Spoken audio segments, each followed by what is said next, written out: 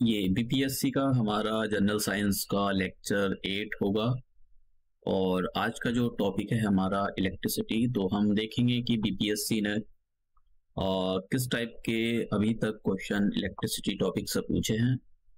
कुछ क्वेश्चन तो जैसे मैं बार बार बोलता हूँ, कुछ क्वेश्चन ऐसे मिलेंगे आपको जनरल साइंस के जो आपको 10 तक की एनसीईआरटी के पन्ने या नहीं देखा किसी दूसरी बुक में नहीं मिलेंगे। जो जनरल साइंस की होती है वो आपको जैसे 12th 11th क्लास की जो एनसीईआरटी होती है आपको फिजिक्स पढ़नी पड़ेगी।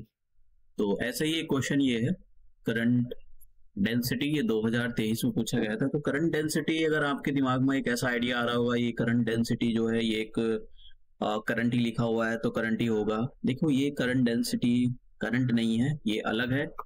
तो इस टाइप के आपको अतरंगी टाइप के क्वेश्चन देखने के लिए मिल सकते हैं। तो ऐसे क्वेश्चन अगर आपसे नहीं हो रहे हैं तो उसके अंदर ऐसे टेंशन लेकर बैठने की जरूरत नहीं होती है। तो आपको हर एक जो एग्जामर होता है वो कुछ ना कुछ ऐसे डालेगा जरूर अतरंगी टाइप का। वो जब भी मतलब कुछ ना कुछ वो गड़बड़ जरूर करेगा। तो आपका जो दायरा है, ऐसा नहीं कि आपका दायरा कोई पढ़ने का छोटा है या ठीक है आपका दायरा, आपको जितने क्वेश्चन आपको करने चाहिए वो आपने सब पढ़ी है, पढ़ाई भी की है, क्वेश्चन भी सॉल्व किए हैं। लेकिन ये क्वेश्चन आपको 11th-12th की फिजिक्स या हायर क्लासेस की जो है फिजिक्स होती है उसमें देखने के लिए मिलता है। एक और क्वेश्चन मैं आपको यहाँ पर दिखाना चाहता हूँ जो कि 2020 में पूछा गया था बीपीएससी के द्वारा। तो इसमें फैराडे कांस्टेंट के बारे में पूछा गया था। अब ये आपको एक चैप्टर एनसीईआरटी की बुक के अंदर इलेक्ट्रिसिटी के नाम से, उसमें कहीं भी आपको ये चैप्टर, ये जो है टॉपिक फैराडे कांस्टेंट नहीं मिलेगा। तो इसके लिए भी आपको हायर क्लासेस के जो पन्ने पलटने पड़ेंगे। तो प्रॉब्लम ये आती है कि भाई हम कहाँ तक का पढ़ें फिजिक्स में। देखो अतरंगी टाइप के क्वेश्चन जो होते हैं वो आते ही आते हैं। तो आपको इतना ऊपर पढ़ने की जरूरत नहीं है। तो आपको बेसिक से जो भी है आपका 10th क्लास तक का या जनरल साइंस जो भी आप पढ़ रहे हो, जहां से भी पढ़ रहे हो, भाई आप तैयार रखो। अगर टाइम मिलता है तो 2-4 पन्ने पलट लो। ऐसा ऐसा बहुत सारे क्वेश्चन निकलते हैं, कोई ऐसा नहीं एक कांस्टेंट है कि फ्राइडे कांस्टेंट, ऐसा बहुत सारे कांस्टेंट है। तो बहुत मुश्किल होता है। तो इस कुछ क्वेश्चन आपको स्किप भी करने पड़ेंगे जनरल साइंस के अंदर, क्योंकि आप एक क्वेश्चन के ऊपर इतना टाइम बर्बाद नहीं कर सकते हो कि भाई मैं तो पीएचडी करके जाऊंगा तो सारे जनरल साइंस के क्वेश्चन लगा दूंगा। तो ये वाला जो है रवैया नहीं चलता है कंपटीशन के अंदर। आपको वही टॉपिक जो फंडामेंटल है आपने उनको क्लियर करके जाना चाहिए। और कुछ अतरंगी टाइप के क्वेश्चन आपको मिलेंगे। जैसे करंट अफेयर आप इतने पन्ने मैगजीन दुनिया भर के न्यूज़पेपर पढ़कर जाते हो तभी कुछ नहीं आता है। तो यही कॉम्पिटेटिव एग्जामिनेशन का नेचर होता है कि आप पढ़ कर जाओगे नहीं मिलेगा। कुछ बच्चे ऐसे होते हैं कि थोड़ा सा पढ़ते हैं उनका हो मिल जाता है। तो लक जो भी कुछ कहो उसको, वैसे मैं विश्वास नहीं करता हूँ इन सारी चीजों। हमेशा मेहनत करनी चाहिए इंसान को, लक वगैरह ऐसी कोई चीज होती नहीं है। तो अब हम अपना जो है टॉपिक स्टार्ट करते हैं। और हमारा जो टॉपिक है, आपको मैं पिछले साल के क्वेश्चन सारे सॉल्व कराऊंगा। एक क्वेश्चन ये भी पूछा था, on heating the resistance of a semiconductor. तो इस टाइप के क्वेश्चन आप बड़े आसानी के साथ कर सकते हो। तो हम देखेंगे यहाँ पर ये। तो सबसे पहले हम अपना जो टॉपिक है, जो हम जैसे आपको बताया कि हमारा जो टॉपिक है, मैं टॉपिक के नाम नहीं डाले किसी भी। एक बार वो मैंने मिस कर दिया था तो फिर मैंने किसी भी टॉपिक का नाम नहीं लिखना, सोचा कि भाई उसको लिखना चाहिए। इलेक्ट्रिसिटी आज का जो हमारा चैप्टर है, ये जो टॉपिक है वो इलेक्ट्रिसिटी है। तो पहले हम बात करते हैं इलेक्ट्रिसिटी। भाई होता क्या है इलेक्ट्रिसिटी। देखो इलेक्ट्रिसिटी की अगर हम बात करें तो इसको इलेक्ट्रिक करंट बोलते हैं। This is the flow of the charge. तो देखो जब इलेक्ट्रिसिटी बनी थी, मतलब जब इसका इन्वेंशन हुआ था, तो उस टाइम पर इलेक्ट्रॉन की डिस्कवरी नहीं हुई थी। तो फिर ये माना जाता था, मतलब अगर मान लो कोई सर्किट है, अगर मैं यहाँ पर कोई सर्किट बनाऊं और इस टाइप का, ये मैंने यहाँ पर कोई सर्किट बना दिया और ये पॉजिटिव, बड़े वाले को पॉजिटिव चार्ज, ये नेगेटिव चार्ज। तो उस टाइम पर इलेक्ट्रॉन की डिस्कवरी नहीं हुई थी। जब इलेक्ट्रिसिटी की डिस्कवरी हुई तो इलेक्ट्रिसिटी की डिस्कवरी को, ये जो ई होता है एक्चुअली प्रोटॉन होते हैं, और ये जो होता है एन, ये माइनस जो होता है ये इलेक्ट्रॉन होते हैं। तो इलेक्ट्रॉन तो इस डायरेक्शन में चलेंगे नेगेटिव चार्ज से, ऐसे पॉजिटिव चार्ज की ओर घूमते हुए जाएंगे ऐसे। और जो करंट होता है वो करंट चलेगा ऐसे, ठीक है, ऐसे चलेगा करंट। करंट को आई से रिप्रेजेंट किया जाता है, कैपिटल आई, तो ऐसे चलेगा, ऐसे चलेगा, स्मॉल आई से भी कर देते हैं रिप्रेजेंट। तो करंट तो ऐसे चलेगा लेकिन इलेक्ट्रॉन ऐसे चलेगा। तो ये जो करंट अपोजिट डायरेक्शन में जा रहा है इलेक्ट्रॉन के, तो क्या ये सही बात है कि देखो, उस टाइम पर जब जैसे मैंने कहा, इनको इलेक्ट्रॉन की डिस्कवरी के बारे में पता भी नहीं था। तो जिस भी जिन्होंने भी ये एक्सपेरिमेंट करके डिस्कवरी की करंट की, तो उन्हीं के नाम पर उन्होंने कहा भाई कि जो करंट की डायरेक्शन होगी वो यही होगी। ठीक है, करंट हमेशा पॉजिटिव डायरेक्शन से निगेटिव डायरेक्शन की ओर चलेगा, opposite direction of the electron. तो फिर बाद में इलेक्ट्रॉन की डिस्कवरी हुई और फिर पता लगा ये जो करंट फ्लो करता है एक्चुअली वो करंट फ्लो करने का जो रीजन है flow of the electron flow करते हैं। इलेक्ट्रॉन निगेटिव टर्मिनल से, ये निगेटिव टर्मिनल है तो निगेटिव टर्मिनल से ऐसे फ्लो करते हुए जाएंगे पॉजिटिव टर्मिनल पर। तो यही इलेक्ट्रिसिटी है, ये जो इलेक्ट्रॉन यहाँ से यहाँ जा रहे हैं यही इलेक्ट्रिसिटी है। लेकिन इलेक्ट्रिसिटी माना किसको जाता है कि यो यहाँ से कुछ ना कुछ जा रहा होगा, पॉजिटिव टर्मिनल से निगेटिव टर्मिनल की ओर कुछ ना कुछ जा रहा होगा, दैट इज द करंट। तो अब जो बोला है उसी को पढ़ते रहते हैं, अदरवाइज जो मेन उसका पीछे जो फंडा है वो यही है, इलेक्ट्रॉन फ्लो करते हैं निगेटिव टर्मिनल से पॉजिटिव टर्मिनल की ओर, इसी को हम जो है इलेक्ट्रिसिटी बोलते हैं। लेकिन डायरेक्शन उल्टी होती है, समझ गए आप? इलेक्ट्रॉन की डायरेक्शन पॉजिटिव टर्मिनल से निगेटिव टर्मिनल की होती है, लेकिन इलेक्ट्रिक करंट की डायरेक्शन पॉजिटिव टर्मिनल से निगेटिव टर्मिनल की होती है, और इलेक्ट्रॉन की निगेटिव टर्मिनल से पॉजिटिव टर्मिनल की ओर होती है। तो ये था, आप करंट को कैसे रिप्रेजेंट किया जाता है, तो इसको आई सिंबल से रिप्रेजेंट किया जाता है। इसको किस इलेक्ट्रिकल करंट या करंट बोलो तो किस इंस्ट्रूमेंट से इसको मेजर किया जाता है, इसके बारे में भी आपको बताना चाहिए। एमीटर से मेजर किया था, मैंने पहला या दूसरा वाला चैप्टर के अंदर बताया था, आपको डिवाइसेस के नाम बताए थे। तो मैं यहाँ भी जब ये टॉपिक करा रहा हूँ तो इसलिए यहाँ भी बताता चल रहा हूँ भाई इसको किससे मेजर किया जाता है। तो ये जो है एमीटर से इसको मेजर किया जाता है। गैल्वेनोमीटर भी था एक जो करंट को मेजर करने का काम करता है, मैंने उस इंस्ट्रूमेंट का वो नहीं दिया है। अब यहाँ पर थोड़ा सा चार्ज के बारे में देख लेते हैं कि चार्ज से भी रिलेटेड कुछ आ जाता है। देखो, चार्ज आपने सुना होगा, इलेक्ट्रॉन पर नेगेटिव चार्ज हो जाता है, प्रोटॉन पर पॉजिटिव चार्ज होता है। तो ये जो चार्ज होता है ना, पॉजिटिव चार्ज निगेटिव चार्ज, ये चार्ज दो टाइप के होते हैं, पॉजिटिव चार्ज और निगेटिव चार्ज। न्यूट्रॉन पर कोई चार्ज नहीं होता, न्यूट्रॉन न्यूट्रल होता है। अभी हम देखेंगे जब हम एटॉमिक फिजिक्स देखेंगे तो उसके अंदर देखेंगे कि किस टाइप के जो चार्ज होता है, तो वो नेक्स्ट लेक्चर में हम कवर करेंगे। तो आपको बस यहाँ पर याद रखना, जो इलेक्ट्रिक चार्ज होता है, केवल इसको चार्ज ही बोल सकते हो, इसको सी से रिप्रेजेंट किया था, और इसका जो यूनिट है वो उसकी यूनिट है एसआई यूनिट, कूलाम है। कूलाम नाम के साइंटिस्ट ने इसको डिस्कवर किया था, उन्होंने काफी काम किया था इस चार्ज पर। तो चार्ज दो टाइप के होते हैं, ठीक है, एक तो पॉजिटिव चार्ज होता है और एक होता है हमारे पास निगेटिव चार्ज। इलेक्ट्रॉन जो होते हैं, इलेक्ट्रॉन पर निगेटिव चार्ज होता है, और जो प्रोटॉन होते हैं, प्रोटॉन पर पॉजिटिव चार्ज होता है। यहाँ पर ये वाली चीजों को याद रखने की जरूरत है। और जो न्यूट्रॉन होते हैं, न्यूट्रॉन पर कोई चार्ज नहीं होता है, उनको न्यूट्रल होते हैं। तो ये चार्ज के बारे में मैंने आपको बताया और आपको इलेक्ट्रिक करंट के बारे में बताया। अब चलते हैं नेक्स्ट वाले टॉपिक पर। तो इलेक्ट्रिक करंट दो टाइप के होते हैं। इलेक्ट्रिक करंट जैसे एक डीसी करंट होता है और एक होता है एसी करंट। डीसी करंट जैसा आप उसका एग्जांपल आप अपना डीसी करंट आपने डायनोमो देखा होगा, तो वो डायनोमो जो होता है वो डीसी करंट बनाता है। अभी मैं उसके बारे में पिछले भी बताया था आपको कि डायनोमो किस टाइप का दिखाई देता है आपको। और एक होते हैं हमारे पास एसी करंट। एसी का मतलब ऑल्टरनेटिव करंट। देखो, डीसी जो करंट होता है ना, डीसी करंट चलता है ऐसे, चलता है एक ही डायरेक्शन में चलेगा, ऐसे फिर ऐसे, तो ये एक ही डायरेक्शन में चलता है और इसलिए ये कमजोर होता है। मतलब इसको अगर आप चाहो कि भाई आप एक जैसे कहीं आप रह रहे हो और मान लो इलेक्ट्रिसिटी 100 किलोमीटर दूर बना रहे हो, और वहां से आप चाहो 100 किलोमीटर दूर से जो मैं डीसी करंट अपने गाँव में या फिर शहर में भेजू, तो वो नहीं हो पाता है। ये करंट जो है जाते जाते बहुत ये वीक हो जाता है, तो वहां तक डीसी करंट पहुंच ही नहीं पाता है।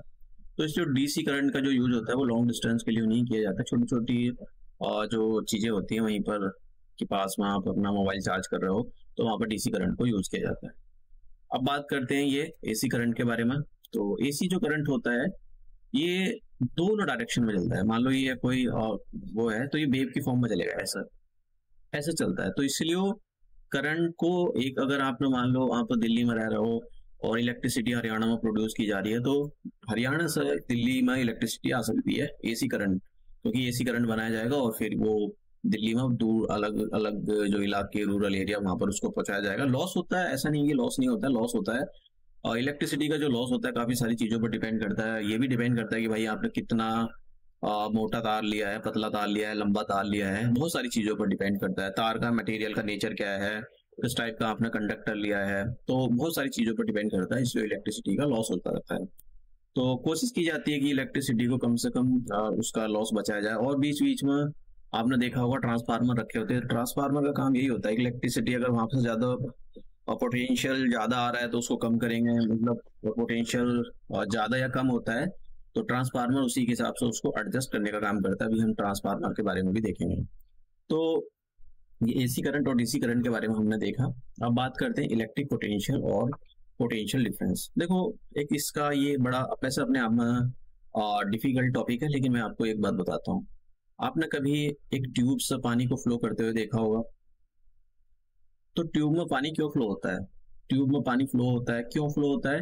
क्योंकि यहाँ पर इस वाले पॉइंट पर आपने बर्नौली की थ्योरम पढ़ी होगी, और मतलब नहीं पढ़ी होगी तो कोई दी नॉन साइंस के बच्चे। तो यहाँ पर प्रेशर, अगर इस पॉइंट पर मान लो ये ए पॉइंट है, इस पर प्रेशर लग रहा है और इस पॉइंट से वो पानी बाहर जा रहा है, तो इस पर पॉइंट पर प्रेशर 2। तो ये पानी क्यों फ्लो कर रहा है? Because of the pressure. Pressure की वजह से यहाँ पर प्रेशर लग रहा है, उसकी वजह से ये पानी फ्लो कर रहा है। तो ऐसी करंट क्यों आता है? करंट आने के लिए आपको किसी चीज की जरूरत पड़ेगी। किसकी जरूरत पड़ेगी? पोटेंशियल, इलेक्ट्रिक पोटेंशियल या पोटेंशियल डिफरेंस। दोनों में, वैसे दोनों में मतलब ये डिफरेंस होता है कि अगर आप किसी भी इलेक्ट्रिक पोटेंशियल ये होता है कि अगर आप यहाँ पर चार्ज है, देखो जैसे मैंने कहा इलेक्ट्रिसिटी होता क्या है? इलेक्ट्रिसिटी होता है फ्लो ऑफ द चार्ज। लेकिन मान लो आप हरियाणा में रह रहे हो, हरियाणा में प्लांट लगा हुआ है और ये दिल्ली है, तो अब ये जो चार्ज है इसको लाओगे कैसे? तो इसको चार्ज लाने के लिए उसको काम करवाना पड़ेगा भाई, किसी ना किसी से बोलना पड़ेगा कि भाई आप इसको जो है इलेक्ट्रॉन को यहाँ पर दिल्ली में छोड़ गाओ। तो अगर कोई गाड़ी में भरकर लाएगा या किसी भी चीज में भरकर लाएगा, अपने सर पर रखा है, तो काम करना पड़ेगा। तो ये जो इस इलेक्ट्रॉन को यहाँ से लेकर यहाँ तक लाने में जो काम करना पड़ता है, that is the electric potential. अगर ज्यादा दूर से ला रहे हो, आप बहुत दूर से ला रहे हो इंफिनिटी से किसी एक पर्टिकुलर पॉइंट को दिल्ली में, तो वो लोग आप इलेक्ट्रिक पोटेंशियल बोलोगे उसको।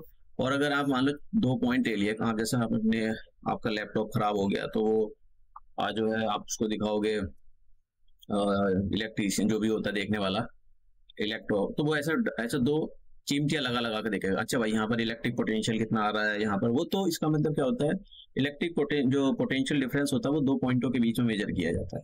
समझ गए आप? तो ये डिफरेंस होता है, आपको जानने की जरूरत नहीं है, इसकी यूनिट याद कर लेना, यूनिट काफी इंपॉर्टेंट है। पोटेंशियल डिफरेंस की जो यूनिट होती है वो वोल्ट होती है। इलेक्ट्रिक पोटेंशियल या फिर पोटेंशियल डिफरेंस दोनों की यूनिट वोल्ट ही होती है, इसको वोल्ट से रिप्रेजेंट किया जाता है और ये कैपिटल सिंबल भी होता है। किस क्वांटिटी किस जो इसका इंस्ट्रूमेंट होता है उसको किससे मेजर किया जाता है? इसे वोल्ट मीटर से मेजर किया जाता है। और इसकी जो क्वांटिटी ये जो किस टाइप की इसकी क्वांटिटी होती है, स्केलर क्वांटिटी या वेक्टर क्वांटिटी, ये एक स्केलर क्वांटिटी होती है। तो यहाँ पर इसको याद करने की जरूरत है, क्योंकि यूनिट में मैंने आपको जब दूसरा शायद पहला या दूसरा लेक्चर बता रहा था मैं, तो वो यूनिट को बहुत ज्यादा क्वेश्चन भर भर के पूछ रहा है बीपीएससी। अब ओम्स लॉ के बारे में पढ़ते हैं कि ओम्स लॉ ने क्या बोला था। देखो ओम्स लॉ ने सिंपल सा बोला था, उसको कैसा लेफ्ट राइट करने की जरूरत नहीं है, इसको समझ लो। ओम्स लॉ ना, ओम्स एक साइंटिस्ट था, उसने अपना लॉ दिया था। उसने एक रिलेशन बनाया करंट के बीच में और पोटेंशियल डिफरेंस के बीच में, जो ये इलेक्ट्रिक पोटेंशियल होता है। इसने ये बोला कि भाई आप जितना भी पोटेंशियल डिफरेंस बढ़ाओगे, पोटेंशियल डिफरेंस का मतलब यहाँ पर हरियाणा में मान लो इलेक्ट्रॉन है, तो आप जितने इलेक्ट्रॉन दिल्ली में भेजोगे उतनी ज्यादा इलेक्ट्रिसिटी आएगी। भाई अगर आपने 1 इलेक्ट्रॉन भेजा तो कम इलेक्ट्रिसिटी, 2 भेजोगे तो ज्यादा इलेक्ट्रिसिटी, 3 भेजोगे तो और ज्यादा। अब इनको लाएगा कौन? इलेक्ट्रॉन को। इन इलेक्ट्रॉन को काम करवा कर लाया जाता है, ठीक है। तो वो जितने भी ज्यादा आप इलेक्ट्रॉन दिल्ली में लाओगे उतनी ही ज्यादा इलेक्ट्रिसिटी फ्लो करेगी। तो यही था, और इलेक्ट्रॉन को लाने के लिए लगती है एनर्जी। तो इसने यही बोला था भाई आप जितना ज्यादा पोटेंशियल डिफरेंस बढ़ाओगे करंट उतना बढ़ेगा, या करंट के बढ़ाने से इसने ये बोला कि भाई current is directly proportional to the volt, potential difference या potential difference is directly proportional to the current. कि करंट को बढ़ाने से पोटेंशियल डिफरेंस बढ़ता है, पोटेंशियल डिफरेंस को बढ़ाने से करंट बढ़ता है। तो यही था ओम्स लॉ। और ओम्स लॉ जो है ये है V प्रोपोर्शनल टू I। तो करंट के बढ़ाने से पोटेंशियल डिफरेंस बढ़ रहा है, और V प्रोपोर्शनल का साइन हटाओ तो यहाँ पर एक कांस्टेंट लगा दो, और इस कांस्टेंट का नाम था, ये जो कांस्टेंट था ये एक रेसिस्टेंस था, रेसिस्टेंस। तो रेसिस्टेंस होता क्या है, रेसिस्टेंस एक्चुअली करंट को फ्लो नहीं होने देता है। मतलब आप समझ रहे हो ना, दिल्ली हरियाणा से आप जब दिल्ली में इलेक्ट्रॉन लाओगे तो बीच में ट्रैफिक पड़ेगा, तो वो जो ट्रैफिक है आपको आने नहीं दे रहा, दैट इज द रेसिस्टेंस, मतलब वो आपको रोक रहा है कि भाई आप नहीं ले जा सकते हो चार्ज। तो ऐसी जो कंडक्टर होते हैं, जो मटेरियल होता है जिनसे इलेक्ट्रिसिटी फ्लो करती है, तो उनमें करंट को आगे ना जाने देने की प्रॉपर्टी होती है। उसी प्रॉपर्टी को जो है हम बोलते हैं रेसिस्टेंस। तो रेसिस्टेंस क्या होती है, रेसिस्टेंस मटेरियल की प्रॉपर्टी होती है। जैसे प्लास्टिक से आप प्लास्टिक में इतना रेसिस्टेंस होता है कि वो करंट आगे जाने ही नहीं देता है, इसलिए प्लास्टिक को और रबर को क्या बोला जाता है कि वो इंसुलेटर है, bad conductor of the electricity. तो अब इसकी यूनिट क्या होती है, अब जैसे आपने सिल्वर ले लिया, तो सिल्वर क्या है, silver is the best conductor of the electricity. ये बात याद रखना, मैंने कहीं यहाँ पर इसको लिखा नहीं है लेकिन याद रखना, silver is the best conductor of the electricity and silver is the best reflector of the light. जो लाइट को बेस्ट रिफ्लेक्ट करने का जो काम करता है वो सिल्वर करता है। तो सिल्वर अगर आप लगाओगे तो इलेक्ट्रिसिटी तो एकदम बढ़िया आएगी, लेकिन लोग उसको चुरा कर ले जाएंगे, फिर इसलिए कॉपर के बायर कॉपर को भी चुरा लेते हैं, एल्यूमिनियम को भी चुरा लेते हैं, हालांकि वो उतना उनका इंटरेस्ट होता नहीं। तो लेकिन सिल्वर को ज्यादा चुराने में उनका ज्यादा इंटरेस्ट होता है। ये जो रेजिस्टेंस होता है मैंने आपको बताया आर, इसकी यूनिट क्या होती है। देखो ये जो रेजिस्टेंस होता है आर, इसको आर से रिप्रेजेंट किया जाता है। और जैसे मैंने बोला ना कि V is equal to I R, तो ये जो कांस्टेंट था ये ओम्स ने दिया था, और इसने ओम्स ने बोला कि भाई इसको बोलेंगे हम रेजिस्टेंस, और इसकी जो यूनिट होती है, ये जो आर होता है इसकी यूनिट होती है ओम्स, OHM ओम्स, और इसको सिंबल इससे रिप्रेजेंट किया जाता है। समझ गए आप, ये जो रेजिस्टेंस होता है ये एक मटेरियल की प्रॉपर्टी होती है, प्रॉपर्टीज टाइप की होती है कि हम आगे नहीं जाने देंगे, हमने यहाँ पर बैरियर लगा दिया है, तो मतलब ये किसी भी चार्ज को फ्लो ना होने देने की प्रॉपर्टी होती है।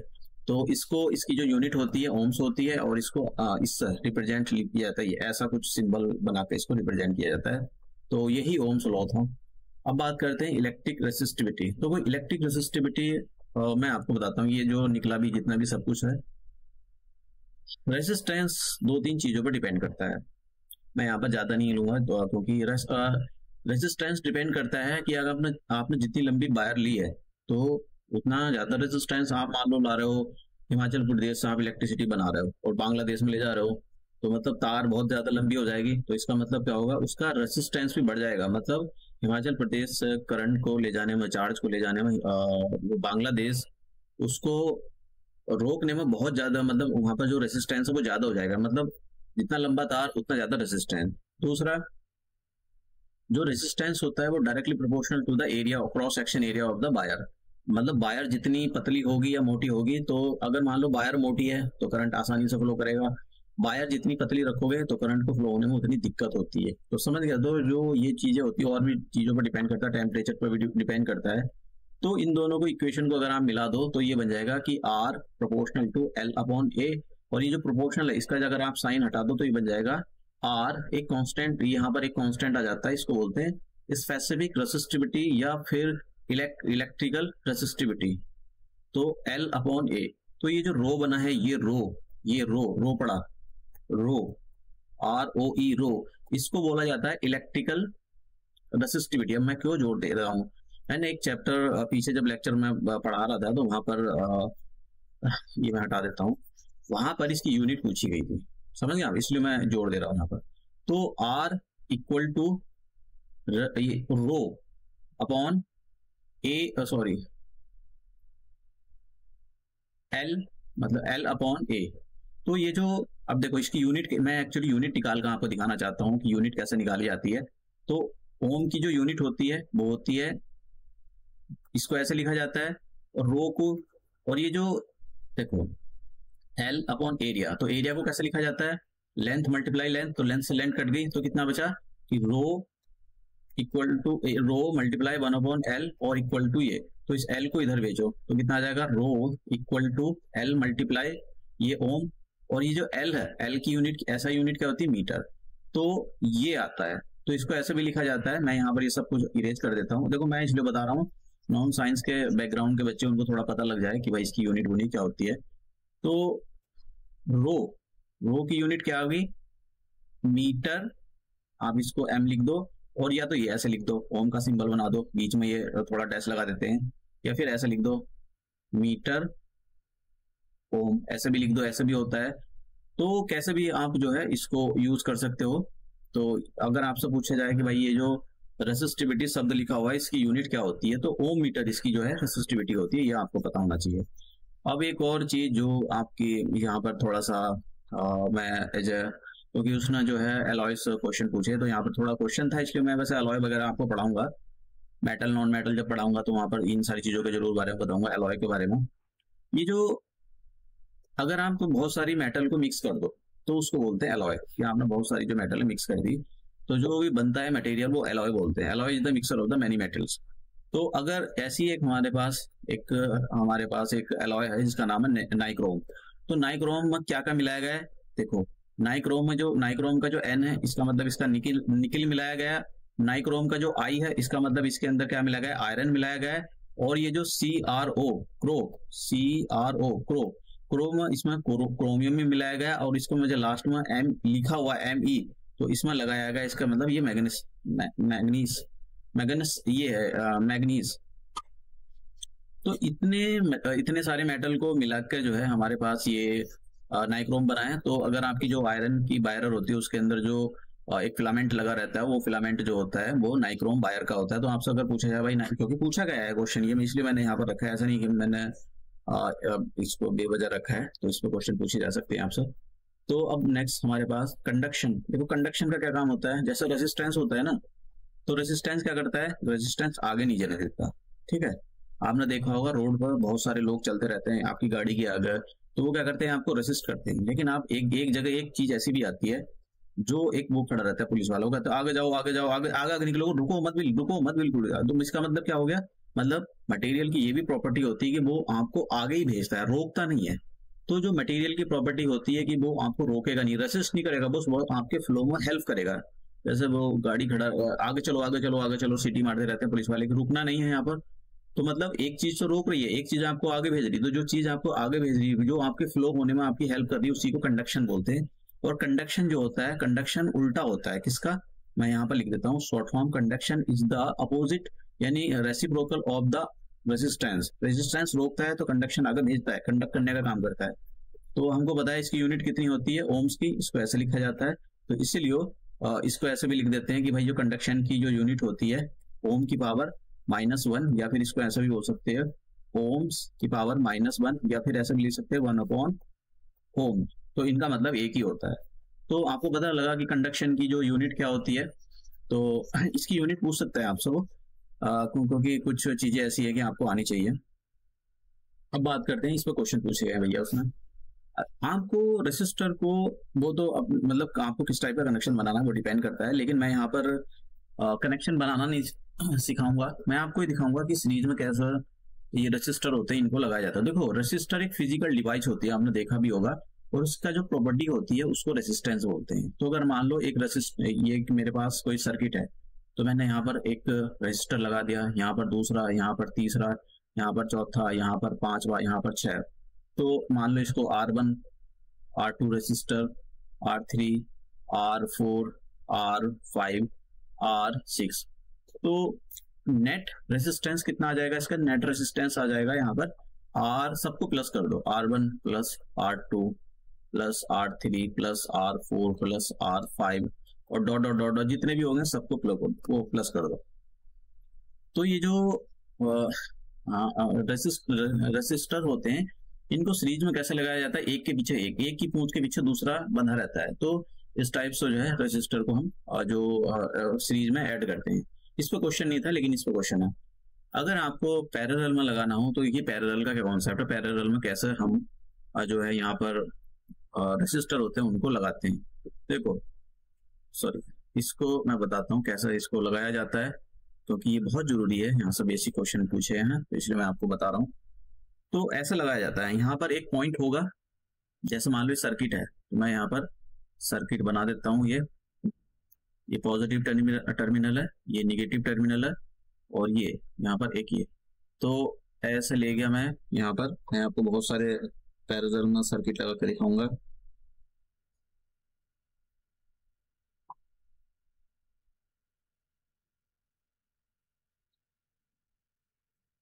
तो यहाँ पर एक रेजिस्टर लगा हुआ है R1, यहाँ पर एक रजिस्टर R2 लगा हुआ है, यहाँ पर एक रजिस्टर R3 लगा हुआ है, यहाँ पर एक रजिस्टर R4 लगा हुआ है, यहाँ पर एक रजिस्टर R5 लगा हुआ है। तो ये जो मैंने यहाँ पर आपको कंबाइन करके दिखाया, तो हम बोलते हैं कि जो यहाँ पर रजिस्टर हैं वो कैसे हैं, पैरेलल है, एक दूसरे के पैरेलल है। ठीक है, तो इनका जब नेट रेजिस्टेंस निकालना होता है तो उसका नेट रेजिस्टेंस निकालने का फॉर्मूला ये होता है, इसमें क्वेश्चन पूछा गया है 1/R equal to 1/R1 plus 1/R2 plus 1/R3 plus 1/R4 plus 1/R5 dot dot dot आगे तक कहीं भी ले जाओ। तो ये ऐसे नेट रेजिस्टेंस निकाला जाता है। तो नेट रेजिस्टेंस जब भी पैरेलल में और रेजिस्टर को ऐड किया गया हो तो उसको नेट रेजिस्टेंस निकालने का ये तरीका है। अब बात करते हैं इलेक्ट्रिक पावर। देखो मैंने एक तो आपको जब मैं लेंस पढ़ा रहा था तो मैंने वहां पर बताया था पावर ऑफ द लेंस। तो power of the lens dioptre होती है और यहाँ पर जो पावर हम पढ़ रहे हैं वो इलेक्ट्रिक पावर है। तो इसकी यूनिट क्या होती है, इसकी यूनिट आपको जानना होता है, क्योंकि मैं यहाँ पर क्वेश्चन पूछा गया है तो मैं आपको ये अच्छे से बताऊंगा। देखो ये जानना बहुत जरूरी है कि भाई हमारे घर में एक यूनिट निकल गई, जैसा आपने देखा होगा आप किसी रेंट पर रहते होंगे तो एक यूनिट आ गई भाई आपकी, 2 यूनिट आ गई, 3 यूनिट आ गई, 100 यूनिट आ गई, पैसे दो। तो ऐसा कैसा यूनिट बनती है, तो हम उसी के बारे में सीखेंगे कि भाई यूनिट बनती कैसे है। देखो जब भी हम पावर को कैलकुलेट करते हैं तो पावर की जो यूनिट होती है वो ऐसा यूनिट वाट होती है। ठीक है, ऐसा यूनिट वाट, और इसको W से रिप्रेजेंट किया जाता है। यहाँ समझो ये जो पावर होता है, पावर की जो यूनिट होती है वो होती है वाट, वाट होती है। फॉर्मूला ये होता है कि वर्क अपॉन टाइम। ठीक है, तो ये फॉर्मूला होता है पावर का। वैसे आपको इसकी फॉर्मूले की जरूरत नहीं है, लेकिन फिर भी बस मैंने ऐसा बता दिया, आपको जरूरत नहीं है, आप इग्नोर भी कर सकते हो। तो इसकी जो यूनिट होती है ये आती है, वर्क की यूनिट जूल होती है और टाइम की यूनिट होती है सेकंड। तो जूल अपॉन सेकंड को हम बोलते हैं वाट। ठीक है, WAT, और इसको केवल W भी लिख दो, समझ में आया। तो पावर की जो यूनिट होती है वाट, लेकिन ये जो वाट यूनिट होती है बहुत छोटी होती है। पावर की जो यूनिट होती है ये बहुत छोटी यूनिट होती है। तो ये जो वाट होता है ना, ये जो वाट होता है, हम वाट पढ़ते हैं, इसको वाट को हम किलो वाट में कन्वर्ट कर देते हैं, किलो वाट में। तो किलो वाट, तो किलो वाट में कैसे कन्वर्ट करते हैं, सिंपल सी बात है भाई। यहाँ पर आपको पता है कि एक किलो में कितने हो जाएंगे, 1000। तो इसका मतलब इसके आगे वाट लगा दो तो 1 kilowatt is equal to 1000 watt. तो 1 किलो वाट में जो है 1000 वाट होते हैं, समझ में आया। अब अगर आप 1 किलो वाट को टाइम से मल्टीप्लाई कर दो H से, तो ये एक यूनिट में कन्वर्ट हो जाता है, 1 यूनिट। ठीक है, अभी मैं आपको, ये काफी अच्छा है। तो 1 किलो वाट और टाइम, यहां पर R लिख दो, इक्वल टू 1 यूनिट। इसको शॉर्ट फॉर्म में कैसे लिखा था अभी मैं जरा नेक्स्ट पेज पर आपको बताता हूं। तो हमारे पास 2 चीजें निकली। क्या निकली कि हम 1 किलो वाट को KW से रिप्रेजेंट कर सकते हैं। 1 KW इक्वल टू 1000 वाट, समझ में आया। क्योंकि इस पर क्वेश्चन है इसलिए मैं बता रहा हूं, यहाँ पर ये ऐसी टाइम वेस्ट नहीं कर रहा हूं। अगर आप इसको 1 KW को H से और मल्टीप्लाई कर दो तो 1 KWH ऐसे लिख देते हैं, तो ये 1 यूनिट के इक्वल हो जाता है, 1 यूनिट के इक्वल। तो अगर आपकी 1 यूनिट निकल गई है, ठीक है, एक तो इक्वेशन ये वाला काफी इंपॉर्टेंट है, दूसरा ये एक और चीज समझो, अगर 1 KWH को आपको उसमें एनर्जी में कन्वर्ट करना हो, क्योंकि सारी का सारा जो जितना भी कुछ है ये सब एनर्जी में कन्वर्ट हो रहा है। तो ये किसमें एनर्जी में कितना कन्वर्ट हो जाएगा, 3 × 6 × 10⁻⁶ जूल, क्योंकि आप अल्टीमेटली तो एनर्जी खत्म कर रहे हो। तो अगर आपसे कहे कि भाई आपकी 1 यूनिट निकल गई, तो उसका क्या मतलब निकला है, उसका मतलब ये निकला है कि 3.6 × 10⁻⁶ जूल एनर्जी आपने खत्म कर ली, चाहे अपना लैपटॉप चलाकर या मोबाइल चार्ज करके या फिर AC चलाकर या कूलर चलाकर, कैसा भी आपने वो एनर्जी जो है इतना फ्यूल की एनर्जी आपने यूज कर ली है, तो उसके पैसे दो।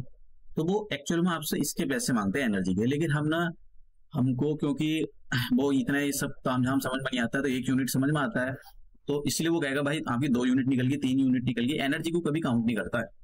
तो ये वाली आपको बेसिक फंडे आपको बताना चाहिए कि 1 किलो वाट की वैल्यू 1000 वाट होती है, और 1 kWh 1 किलो वाट आर की वैल्यू 1 यूनिट होती है। और इसका मतलब ये होता है कि 1 kWh, यहाँ पर मैंने ये आर की जो वैल्यू होती है 3.6 इंटू 10⁻⁶। तो आप ये बोल सकते हो कि 1 kWh को 1 यूनिट बोलते हैं, और 1 kWh या 1 यूनिट की कम अगर एनर्जी में कन्वर्ट किया जाए तो उसका मतलब 3.6 इंटू 10⁻⁶ जूल होता है। तो ये सारा फंडा है उसको निकालने का। तो ये यहाँ पर जो मैंने ऐसा लिख दिया, ये एक्चुअली गलत लिखा हुआ है, यहाँ पर 3.6 थोड़ा टाइपिंग में ये जूल है यहाँ पर, समझ गए आप, ये पावर है, ये कोई 106 नहीं लिखा हुआ है यहाँ पर। जो आप सोच रहे हो कि 106 लिखा हुआ है, ये 106 नहीं है, ये एक्चुअली ये बड़ी दिक्कत हो जाती है, ये 10⁻⁶ है, ठीक है। तो ये फंडा था, इसको मैं आपको क्वेश्चन बताऊंगा। पावर आपको इसके यूनिट के बारे में आपको पता होना चाहिए।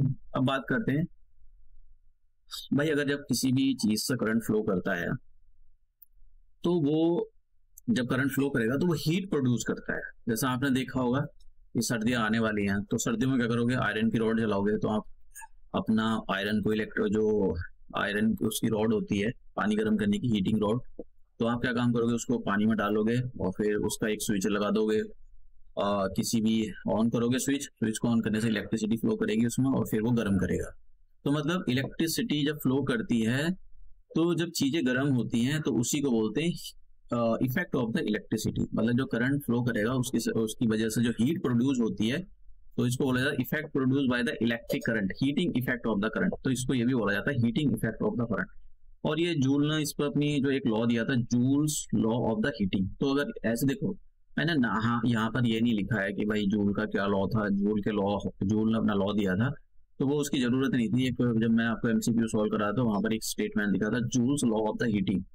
तो इसका मतलब क्या होता है, इसका मतलब यही होता है कि जूल्स ने जो है उसने ये बताया कि भाई जब भी किसी भी वायर से कोई करंट फ्लो करेगा तो वो वायर गर्म भी हो जाती है। मतलब करंट जब चलता है तो वो इलेक्ट्रिसिटी भी प्रोड्यूस करता है। इलेक्ट्रिसिटी प्रोड्यूस करने का मतलब इलेक्ट्रॉन इधर उधर जाते हैं तो हीट रिलीज करते हैं। तो इसलिए जो हीट जो इलेक्ट्रिसिटी जब भी किसी वायर से फ्लो करती है तो उसका लॉस हो जाता है, क्योंकि वो हीट की फॉर्म में निकलता रहता है। तो उसके एग्जाम्पल ये, जैसे कि आपने ये घर में रखा हुआ, सर्दियों में आप ये चलाते हो कि भाई ये चला लो, हीटर चला लो, तो उसके अंदर ऐसा नाइक्रोम का वायर लगा रहता है। जब आप इलेक्ट्रिसिटी फ्लो करोगे तो नाइक्रोम का वायर की जो और रेसिस्टेंस होता है बहुत ज्यादा हाई होता है, तो ये बस गर्म हो जाएगा, और गर्म जब होएगा तो इलेक्ट्रिसिटी हीट चारों तरफ निकलेगी, फिर आप जो है उसको हाथ अपने सेकोगे। ऐसे ही आपने देखा होगा किस टाइप की रॉड है, ये पानी वाली रॉड है जो गर्म करने का काम करती है। तो यही है heating effect of the current की। करंट जब किसी चीज से पास होता है तो वो जो हीट प्रोड्यूस करता चलता है। फिलामेंट बल्ब, ये फिलामेंट बल्ब के बारे में देख लेते हैं। आपने इस टाइप का फिलामेंट बल्ब देखा होगा, ये बल्ब लगा हुआ है।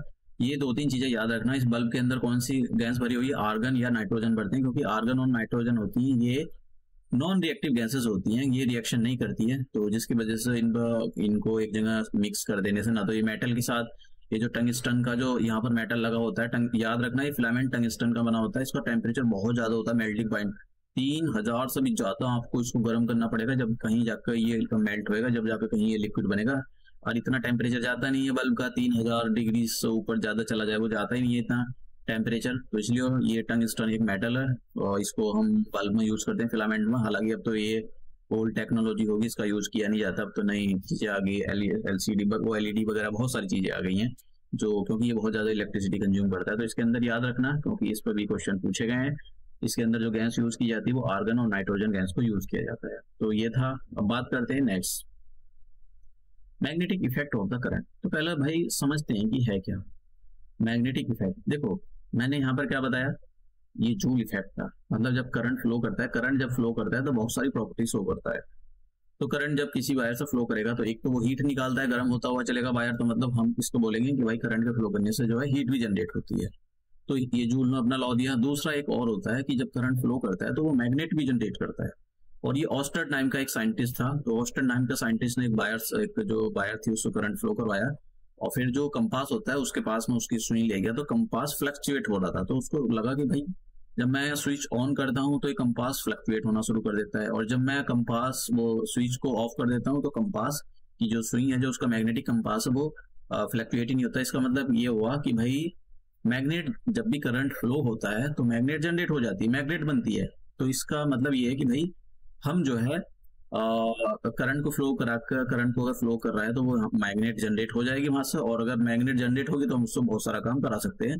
तो ये जो इसको बोला जाता है magnetic effect of the current, कि करंट जब चलेगा तो वो अपने चारों तरफ मैग्नेट भी जो है छोड़ता चलता है। यही रीजन होता है जो हाई टेंशन की वायर होती है उसमें लिखा ऊपर कुछ दूर लिखा रहता है कि खतरा। खतरे का मतलब यही होता है कि उनसे कई जो है बहुत ज्यादा वोल्ट का पावर जा रहा होता है, जो जितने ज्यादा पावर जाएगा इसका मतलब ये होगा कि वो उतना ज्यादा करंट ले जा रहा होगा, और फिर सिंपल सी बात है वो मैग्नेट भी उतना। और पता लगा आप आयरन मैन का सूट पहन के ऊपर चढ़ गए तो फिर तो वो आपकी उसको अगर ज्यादा उसके अंदर मैग्नेट प्रोड्यूस होगी तो वो आपको अपनी साइड खींच लेगा, कुछ ना कुछ गड़बड़ कर देगा। इसलिए वो लिखा रहता है बहुत बड़े बड़े वायरों पर कि ऊपर जाना मना है, यहाँ से ऊपर नहीं चढ़ना चाहिए। अब ये जब ये इसको ये पता लगा कि भाई ये डिस्कवरी हुई, तो इस डिस्कवरी ने एकदम तहलका मचा दिया। तहलका क्या मचा दिया, अभी तो होली थी, सॉरी दीपावली थी, तो दीपावली में लोगों ने खूब एकदम वॉशिंग मशीन खरीदी होगी। तो उसके अंदर जो सारी चीजें, वॉशिंग मशीन खरीदी, उसका क्या मतलब होता है, वॉशिंग मशीन खरीदी तो उसके अंदर एक मोटर लगी रहती है, मोटर घूमेगी, वो आपके कपड़े सुखाएगी, जल को करेगी, धोएगी, दुनिया भर की चीजें। तो ये सारी किस पे काम करती है, इसी पे काम करती है, magnetic effect of the current. तो हम इसी के बारे में सीखेंगे कि भाई जो इलेक्ट्रिक मोटर होती है, आपने मोटर का बटन दबाया, पानी आ गया आपके पास, आपने मोटर का बटन दबाया, पंखा शुरू हो गया, कूलर शुरू हो गया। तो ये सारे के सारे जितने भी इलेक्ट्रिक मोटर होते हैं ये इसी पर काम करते हैं। तो इसके बारे में हम देखें, फोन, रेडियो, तो ये सारी चीजें इसी पर काम करती हैं।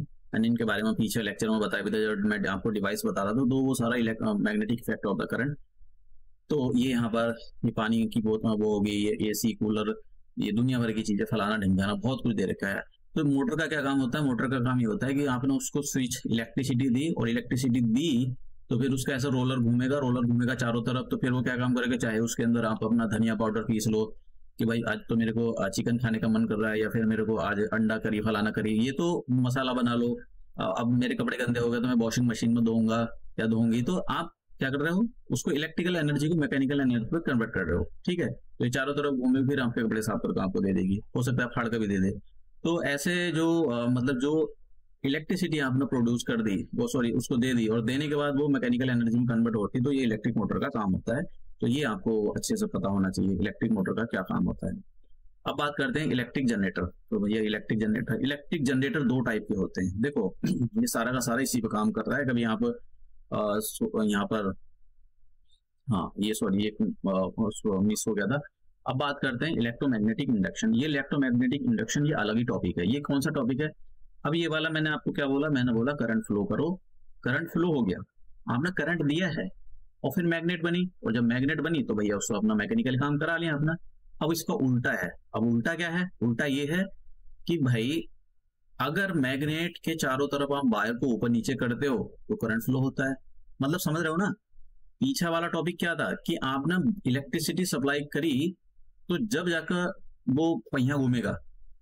अब यहां पर क्या है कि आपको इलेक्ट्रिसिटी सप्लाई करने की जरूरत नहीं, आप इलेक्ट्रिसिटी बना रहे हो, ठीक है। तो इलेक्ट्रिसिटी कैसे बना रहे हो कि आपके पास मैग्नेट है, तो मैग्नेट के बीचों बीच ये कैसे भी करके मैग्नेट के ऊपर नीचे आप तार को ऊपर नीचे करो तो आपको तार को हिलाने का मतलब तार को जब हिलाते हो चारों तरफ उसके, तो आप देख लो तो करंट फ्लो कर रहा है।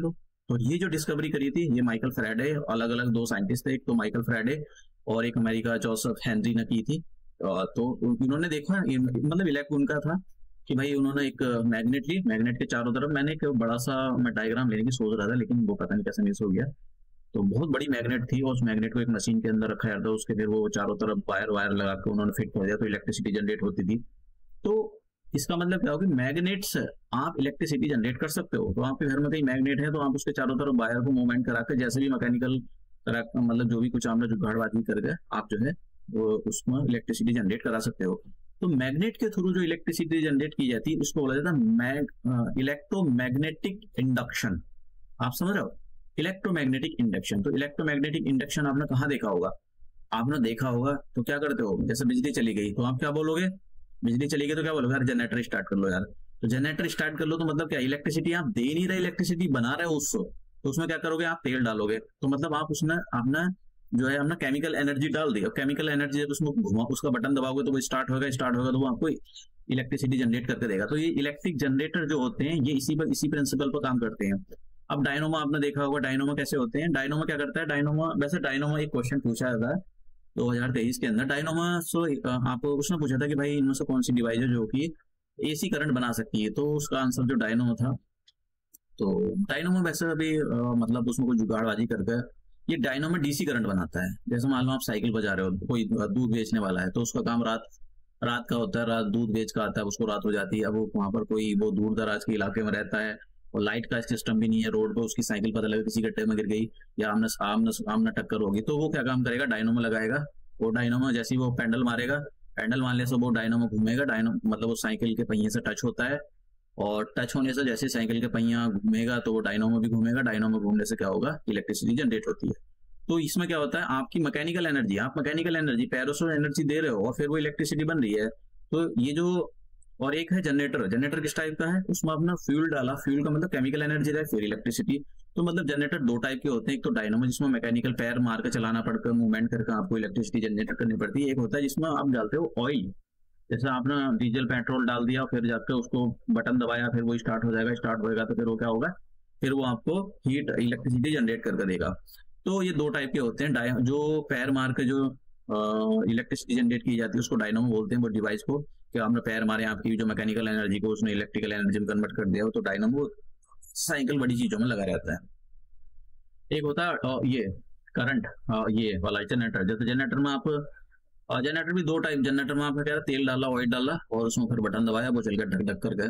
तो कुछ में कुछ ऐसा पहिया भी घुमाना पड़ता है, जो दूर दराज लोग क्या काम करते हैं, वो अपना सिंचाई करने के लिए जनरेटर का यूज करते हैं। तो उसको ले जाते हैं, बड़ी सी मशीन को रखते हैं, वैसे चारों तरफ घुमाते हैं, मिट्टी का तेल फलाना ढिमकाना जो भी डालना होता है वो घुमाएंगे, पहिया घूमेगा, वो घूमने से एक बार रोटेशन बन जाता है, फिर वो इलेक्ट्रिसिटी जनरेट करेगा, फिर वो पानी खींचेगा। तो मतलब दैट इज द जनरेटर। अब ये दो टाइप के होते हैं, एक तो एसी होते हैं, डीसी होते हैं। मैंने यहाँ पर ज्यादा बवाल करा नहीं है, बस एक छोटा सा एसी करंट में लिख दिया भैया एसी जनरेटर जो होते हैं, एसी इसमें तो तेल वेल डालो, मतलब केमिकल एनर्जी डालो, केमिकल एनर्जी को वो जो है आपको इलेक्ट्रिकल एनर्जी में कन्वर्ट कर देंगे, कुछ एसी में कन्वर्ट कर देते हैं, कुछ डीसी में कन्वर्ट कर देते हैं। आपको क्या काम कराना होता है ये तो मैंने थोड़ा सा लिख दिया, डीसी वाला कुछ नहीं लिखा है यहाँ पर कि डीसी करंट का क्या काम होता है। और डीसी ये ट्रांसफार्मर के बारे में, ट्रांसफार्मर के बारे में देख लेते हैं। मैंने इसकी एक पिक्चर में पता नहीं कैसे भूल के मैं रखना चाहता था। वैसे आपने अपने गाँव के बाहर या दिल्ली में या कहीं भी आप रहते हो, पटना वगैरह जहाँ भी आप रहते हो, आपने देखा होगा बड़े बड़े से ढोल से रखे रहते हैं, इनको गाँव में ढोल से बोलते हैं। तो वो बड़े बड़े मोटे होते हैं, दैट इज द ट्रांसफार्मर। उसमें इलेक्ट्रिसिटी आ रही होती है, उसमें से वायर आ रहा होता है, वायर जा रहा होता है, तो बीच में वायर लगाने की उसको कहीं की जरूरत पड़ेगी। देखो जब भी कभी पीछे से इलेक्ट्रिसिटी आ रही है तो हो सकता है उसमें वोल्टेज कम आ रहे हो और गाँव को ज्यादा वोल्टेज चाहिए, 220 चाहिए, तो वो 220 तो क्या काम करेगा, वो उसके अंदर कुछ डाला जाता है, ऑयल जो भी कुछ डालना होता है, तो वो 220 वोल्टेज बनाकर आगे भेजेगा। समझ गए, पीछे से वोल्टेज कम आ रहा है लेकिन वो आगे ज्यादा भेजेगा। तो क्या हो गया, स्टेप अप कर रहा है वो। स्टेप अप का मतलब पीछे से करंट, पीछे से वोल्टेज कम आ रहे थे लेकिन उसने अपने आप में उसमें इतनी पावर होती है इसलिए उसको ट्रांसफार्मर बोलते हैं। वो क्या करते हैं, करंट को जो वोल्टेज होते हैं उसको बढ़ाकर आगे भेजता है। समझ गए। फिर मान लो आगे से वोल्टेज ज्यादा आ गया कि भाई ज्यादा हाई टेंशन बिजली आ गई, तो वो क्या काम करेगा, उसको कम करके आगे भेजेगा। तो मतलब जितनी आपको 220 वोल्टेज चाहिए, आपके घरों में 220 ही आती है जनरली, 220 या 220 के अबाउट इंडिया के अंदर इतनी वोल्टेज का करंट आता है, वोल्टेज आते हैं। तो 220 या 230 के ही आता है लोगों के घरों में। तो इतना ही करंट वो इससे ना फालतू नहीं, इससे कम। अगर आगे से करंट कमा रहा होगा तो ज्यादा उसको 220 भेजेगा, अगर पीछे से मतलब वही है कि ज्यादा कम या आ रहा है। तो इसलिए उसकी स्टेप दो टाइप के ट्रांसफार्मर होते हैं, स्टेप अप और स्टेप डाउन। तो अब तो एक ही ट्रांसफार्मर के अंदर पूरा तामझाम आ जाता है। तो इसका काम क्या होता है, ये कोई बोनी बनाता है कि आप सोच रहे हो कि भाई ये इलेक्ट्रिसिटी वो कर रहा है, बस ये वोल्टेज को बढ़ा देता है। तो it device based on the electromagnetic induction. तो ये जो हम पढ़ रहे थे ना कि इलेक्ट्रोमैग्नेटिक इंडक्शन पर काम करता है, ये समझ गए आप। तो इलेक्ट्रोमैग्नेटिक इंडक्शन पर काम करता है। इसका मतलब क्या होगा कि उसके अंदर मैग्नेट लगी हुई होगी और उसके अंदर कुछ घूम रहा होगा, जैसे वो घूमेगा तो इलेक्ट्रिसिटी जनरेट हो जाएगी। तो ये वाली बात याद रखना है यहाँ पर। तो इसका काम होता है इट इंक्रीज या decrease the voltage of the alternating current. क्यों पढ़ा रहा हूँ मैं, 2022 या 23 पर इस पर आयोग ने जब क्वेश्चन पूछा था तो वहां पर एक ऑप्शन ट्रांसफार्मर रहता है। तो लोगों को ऐसा लगता है ये तो हमारा, हमको पता है फला, मतलब अरे पता होना चाहिए बेसिक चीजों के बारे में। अगर नहीं पता है तो फिर बेकार है। नया टॉपिक स्टार्ट होता है, सुपर कंडक्टर, सॉरी सेमीकंडक्टर। देखो कुछ मटेरियल ऐसे होते हैं जिनसे इलेक्ट्रिसिटी फ्लो कर जाती है, उनको कंडक्टर बोलते हैं। जैसे सिल्वर हो गया, कॉपर हो गया, आयरन हो गया, दैट इज द कंडक्टर। उनको गुड कंडक्टर भी बोलते हैं, बस समझ जाओ कंडक्टर। अब प्लास्टिक होगी, रबड़ होगी, इनसे इलेक्ट्रिसिटी फ्लो नहीं करती, तो उनको बोलते हैं bad conductor of the electricity, electricity flow ही नहीं करवा रहे, या फिर इंसुलेटर जैसे शब्दों का यूज किया जाता है। कुछ मटेरियल ऐसे होते हैं जो दोनों की प्रॉपर्टी, मतलब ना तो वो कंडक्टर होते हैं ना ही इंसुलेटर होते हैं, अगर उनके अंदर जो प्रॉपर्टी होती है वो दोनों की प्रॉपर्टी होती है, मतलब इंसुलेटर भी होते हैं वो और वो कंडक्टर भी होते हैं, लेकिन उनको अच्छा कंडक्टर बनाया जा सकता है कैसे? डोपिंग करके। अभी डोपिंग क्या होती है? डोपिंग करके होता है मिलावट, मिलावट कर देना। तो उनके अंदर जैसे जर्मेनियम हो गया, इसको ये मटेरियल नाम के नाम याद रख लेना आप। जर्मेनियम, वैसे ये आपको छोटी क्लास में नहीं मिलते, 11 12 क्लास का जो फिजिक्स वाला होता है उसी के अंदर मिलते हैं, मतलब फिजिक्स वाला नहीं, मैं ऐसे नहीं बोल रहा हूँ कि मैं फिजिक्स वाला हूँ, वो छोड़ो यार। एग्जाम्पल तो सेमीकंडक्टर, ये जो कंडक्टर है जर्मेनियम, और इनके नाम याद हो, सिलिकॉन हो गया। तो सिलिकॉन जो रेत में से मिलता है उसको सिलिकॉन बोलते हैं, उसमें थोड़ी आप डोपिंग कर दो, मिलावट कर दो, तो वो बहुत अच्छा बनता है। आपके अंदर जो चिप लगी रहती है मोबाइल के अंदर, जितने भी आज के इंस्ट्रूमेंट है वो सारे के सारे कहाँ, इन्हीं सेमीकंडक्टर पर बने हुए हैं। जो हमारी इंडस्ट्री, सेमीकंडक्टर की इंडस्ट्री बहुत है, और इंडिया कहाँ पर है? इंडिया तो नरक में है, सच बताऊं तो। इंडिया के पास घंटा नहीं है टेक्नोलॉजी सेमीकंडक्टर बनाने की, टेक्नोलॉजी चाइना के पास है। तो इसलिए मोबाइल या लैपटॉप कोई ज्यादा महंगे थोड़ी होते हैं। आज सबके हाथों में वो झुंझुना 10-10 12 हज़ार वाला का झुंझुना क्यों मिल जाता है चाइनीज को? इसलिए मिलता है क्योंकि उनके पास ये है सेमीकंडक्टर। इंडिया के पास क्या है? घंटा नहीं है इंडिया के पास। हमारे पास क्या है? मैन्युफैक्चरिंग करते हैं बस हम, वो मैन्युफैक्चरिंग नहीं करते हैं, असेंबल करते हैं। और मोबाइल, अभी हमने देखा होगा मोबाइल आईफोन इतने अरे इंडिया के इतने सस्ते क्यों नहीं मिलते हैं? उसका एक रीजन है, सारा तो मटेरियल आप एक्सपोर्ट करके, आप मतलब इंपोर्ट करके इंडिया के मंगा रहे, वो महंगा आता है, महंगा करके वो असेंबल करके तो बेच रहे हो, और कुछ थोड़ी है। तो इंडिया के अंदर सेमीकंडक्टर बनाने की टेक्नोलॉजी नहीं है, किसी के पास भी नहीं है। अभी टाटा ने मतलब कुछ कंपनियां हैं जो इन्वेस्ट कर रही है, लेकिन जो कोर टेक्नोलॉजी होती है वो केवल जो चाइना है उसके पास है, और जो यूएसए उसके पास है। तो इंडिया के पास सेमीकंडक्टर की टेक्नोलॉजी कुछ भी नहीं है। तो समझ रहे हैं हम? तो इंडिया ऐसा चाइना बॉर्डर पे जब कभी भी गुतमार चलती है, यहाँ पर एक दूसरे को मारते रहते हैं सोल्जर, तो इंडिया चुपचाप जाकर क्यों टॉक करते हैं? उसका एक रीजन ये है क्योंकि इंडिया भी बहुत पीछे है, कम से कम कई सौ साल पीछे है। कई सौ साल तो नहीं, मतलब है अभी 100-200 साल पीछे है चाइना से बता रहा हूँ। यूएसए तो कई सौ साल पीछे है। तो क्यों? क्योंकि उसके पास टेक्नोलॉजी नहीं है। चाइना के पास बहुत तगड़ी टेक्नोलॉजी है। तो इंडिया के अंदर क्या है? इंडिया के अंदर तो एक ही चीज होती है कि लोग एसएससी की तैयारी कर रहे होते हैं जाने बजाय उसके। और इंडिया के अंदर होता क्या है? एक मैं बहुत बड़ा पॉलिटिशियन का स्टेटमेंट, मतलब बहुत बड़ी उनकी पार्टी है, मतलब एक दिन ऐसा पार्लियामेंट में बैठ कर बंदा वो ऐसा स्टेटमेंट दे रहा है, तो मतलब मेरे को ऐसा लगता है उसका तो पॉलिटिकल पार्ट में है, मतलब ये टेक्नोलॉजी के बारे का मजाक उड़ा रहा था, समझ रहे हो ना? तो मतलब ये लोग जो होते हैं ना, ऐसी ऐसी पार्टी जब भी सत्ता में आती है तो क्या करेंगे? वो घंटा ही बजाएंगे इंडिया का, इंडिया के लोगों की बजाएंगे और इंडिया का घंटा बजाएंगे। वो टेक्नोलॉजी, साइंस की टेक्नोलॉजी को आगे ले जाने में कुछ नहीं करती है, लोगों को बर्बाद करेगी। ठीक है, तो कैसे बर्बाद करेगी? बच्चों सरकारी नौकरी निकालो, सरकारी नौकरी में भेजो उनको। सरकारी नौकरी में भेजोगे तो लोग साइंस और टेक्नोलॉजी की ओर जाएंगे नहीं, और नहीं जाएंगे तो साइंस और टेक्नोलॉजी के नाम पे इंडिया के हाथ में घंटा ही रहेगा और कुछ नहीं रहेगा, दूसरे लोगों से ही खरीदना पड़ता। अभी इंडिया ने एक बहुत खतरनाक डील करी रशिया के साथ, इंडिया ने एक बहुत खतरनाक डील करी कोरिया के साथ, इंडिया ने एक बहुत खतरनाक डील करी, इतने जहाज आने वाले। अरे घंटा तुम्हारे हाथ में क्या है? तुमने कौन सी टेक्नोलॉजी बना ली? कटिंग एज टेक्नोलॉजी तुम्हारे पास कुछ नहीं है। तो ये सारी चीजें बहुत ही वो है। तो सेमीकंडक्टर, अब यहाँ पर सेमीकंडक्टर के बारे में पता होना चाहिए आपको। और एक और चीज इस पे स्टेटमेंट पूछा गया था कि जो सेमीकंडक्टर होते हैं, विद इंक्रीजिंग द टेम्परेचर, अगर आप सेमीकंडक्टर का टेम्परेचर बढ़ाते चले जाते हो तो उनका जो कंडक्टिविटी होती है, मतलब इलेक्ट्रिसिटी, उनसे जो भी मटेरियल फ्लो, जो भी इलेक्ट्रॉन फ्लो कर रहे हैं वो बहुत स्मूथली फ्लो करते हैं। ठीक है, तो on increasing the temperature conductivity also increase, और जो कंडक्टिविटी इंक्रीज हो रही है तो इसका मतलब रेजिस्टेंस कम हो रहा है। तो ये काफी उसको इसी पॉइंट पर उसको खुश हो गया था, इसी पे क्वेश्चन पूछा था। अब बात करते हैं सुपर कंडक्टिविटी क्या होती है। देखो, सुपर कंडक्टिविटी हर कोई मटेरियल शो नहीं करता। कुछ मटेरियल के नाम मैंने यहाँ पर लिखा, जैसे मरकरी, टंगस्टन, कैडमियम, एल्यूमिनियम, ये तो ये टिन, लेड, ये कुछ मटेरियल ऐसे हैं।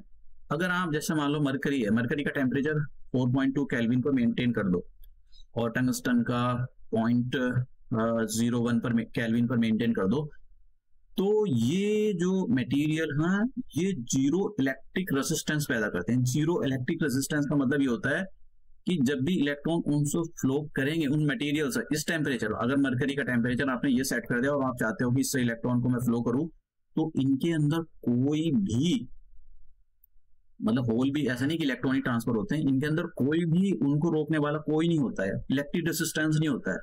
इसलिए छोटी सी डिवाइस के अंदर आपने देखा होगा कि वो छोटी सी चिप लगी रहती है, उसके अंदर जो इलेक्ट्रॉन एक जगह से दूसरी जगह मूव कर रहे हैं, तो उनको रोकने वाला कोई नहीं है, समझ गए। तो जीरो इलेक्ट्रिक रेसिस्टेंस, तो जीरो इलेक्ट्रिक रेसिस्टेंस का मतलब यही होता है कि जब भी मटेरियल, मतलब जो होल्स, वैसे बड़ी क्लास की बात है, डोपिंग होती है तो सेमीकंडक्टर वाला चैप्टर अलग से है उसके अंदर, तो होल भी मूव करते हैं एक जगह से दूसरी जगह, तो इलेक्ट्रॉन एक जगह से दूसरी जगह मूव करने के लिए उनको रास्ते में कोई भी रुकावट नहीं होती। तो वो जो रुकावट नहीं होती है वो एक पर्टिकुलर टेम्परेचर पर नहीं होते, और उस टेम्परेचर को बोलता है ट्रांजिशन टेम्परेचर, मतलब ऐसा टेम्परेचर जिस पर इलेक्ट्रॉन एक जगह से दूसरी जगह तक फ्री स्मूथली मूव कर पाते हो। तो ऐसे जो मटेरियल होते हैं उनको सुपर कंडक्टर्स बोला जाता है, और इस प्रॉपर्टी को सुपर कंडक्टिविटी बोला जाता है, समझ गया। अब एक और ये टॉपिक था, what is the current density, 11th class की, वो जो क्या बोलते हैं उसको, 10th क्लास तक की कहीं भी आपको ये नहीं मिलेगा। कभी आप सोच रहे हो ये कहाँ से आ गया, देखो ऐसे अतरंगी क्वेश्चन पूछता है, ये आयो। तो वेक्टर क्वांटिटी होता क्या है, जैसे आप ये एरिया देख रहे हो यहाँ पर, तो इससे जो करंट फ्लो कर रहा है, इस पर्टिकुलर एरिया से जो करंट फ्लो कर रहा है, that is the current density. इस ये जो यहाँ पर होल सा बना हुआ है, इससे यहाँ पर करंट निकल रहा है, तो करंट कितने एरिया में निकल रहा है, दैट इज द ये। और ये कैसी क्वांटिटी है, वेक्टर क्वांटिटी, क्योंकि यहाँ पर डायरेक्शन की जो ये होता है, डायरेक्शन की भी जरूरत होती है।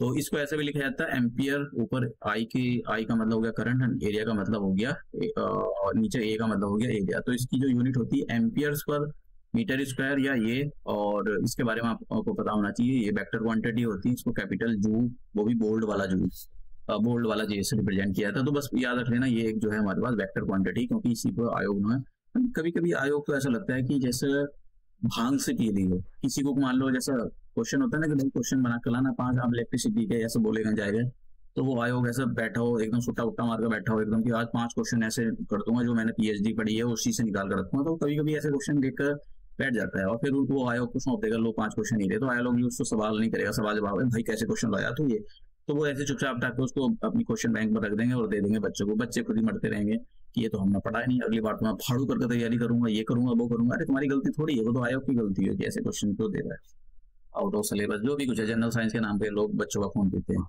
बात करते हैं अब, ये क्वेश्चन सॉल्व करते हैं हम, ठीक है। तो अब यहाँ पर पहला क्वेश्चन ये है कि 2023 में क्वेश्चन पूछा गया था, current density is the vector quantity, अभी मैंने आपको बताया, ठीक है। अब धड़ल्ले से क्वेश्चन सॉल्व करेंगे।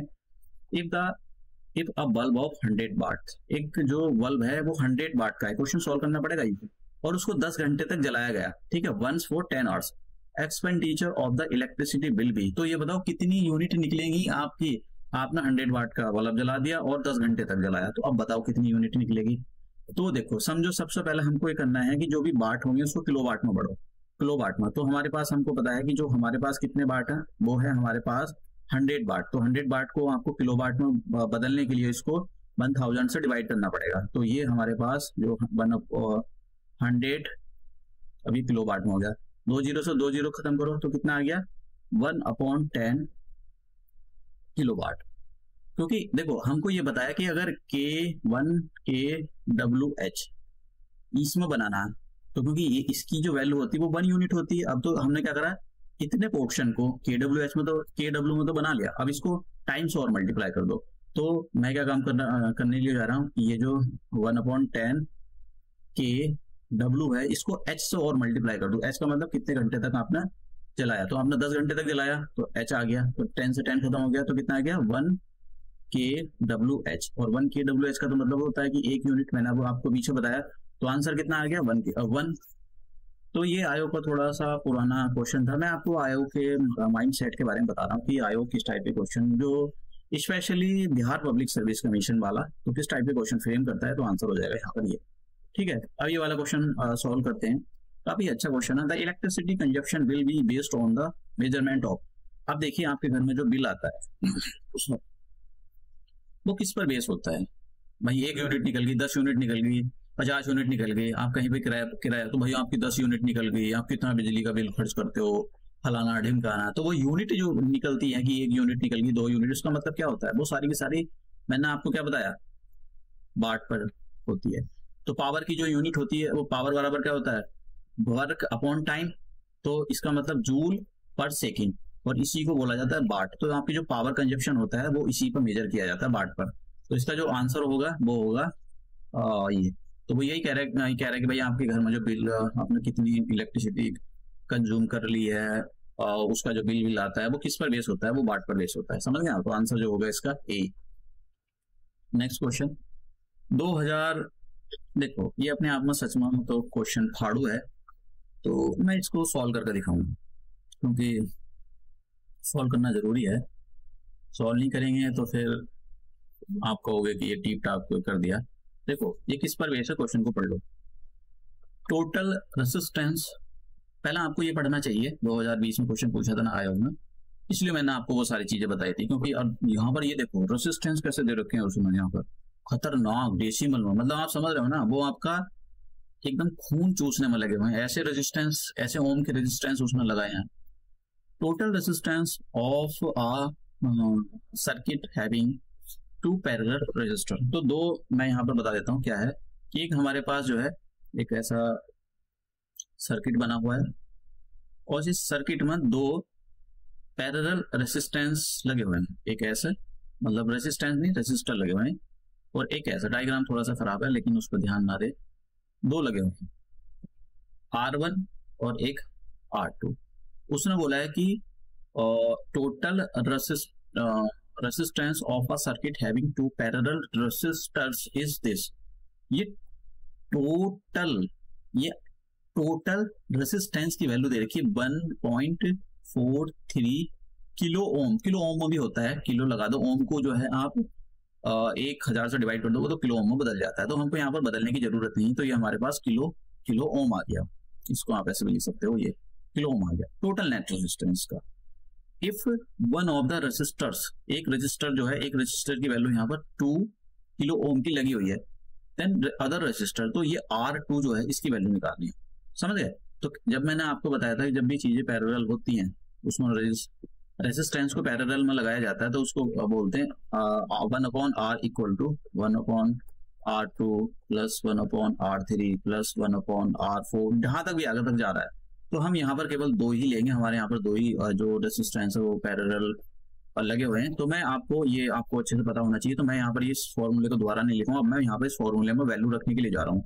जो इस R की वैल्यू है, नेट रेजिस्टेंस दे रखा है, और ये जो है R1 इसकी वैल्यू दे रखी है, R2 की वैल्यू हमको निकालनी है। तो मैं नेक्स्ट पेज पे इसको सॉल्व करके दिखा देता हूँ। तो देखो ये बहुत मतलब पता नहीं कैसे कि क्या कैसे वैल्यू रखी है, लेकिन आपको यहाँ पर टाइम लगेगा। कभी आप सोच रहे हो कि 1 मिनट में मैं 30 मार्क खान बन जाऊंगा, तो ऐसा कुछ नहीं है, यहाँ पर टाइम लगेगा, ये टाइम टेकिंग वाला क्वेश्चन है। तो मैंने पीछे फॉर्मूला बताया आपको कि जो फॉर्मूला होता है 1/R equal to 1/R1 plus 1/R2। यहाँ पर R की जो वैल्यू है वो कितनी दे रखी है 1.43 इक्वल टू, और R1 की वैल्यू दे रखी है 2 किलो ओम दे रखे हैं। तो इसको आपको ओम में बदलने की जरूरत नहीं, जैसी यूनिट है वैसी चल लो, क्योंकि दोनों की दोनों जो एक ही जैसे हैं। अब मैं यहाँ पर R2 की वैल्यू निकालूंगा, तो कैसे निकालूंगा, 1/R 1/2 को इधर ट्रांसपोज कर लूंगा, एलसीएम लूंगा। देखो एलसीएम यहाँ पर लेना ठीक से आना चाहिए। कुछ बच्चे तो वो ये वाला करेंगे, ये मतलब नॉन साइंस वाले तो ऐसे करेंगे, मतलब आप समझ रहे हो ना, ये हालत खराब कर देगा। दूसरा नंबर देखो आप कैसा ऑड है,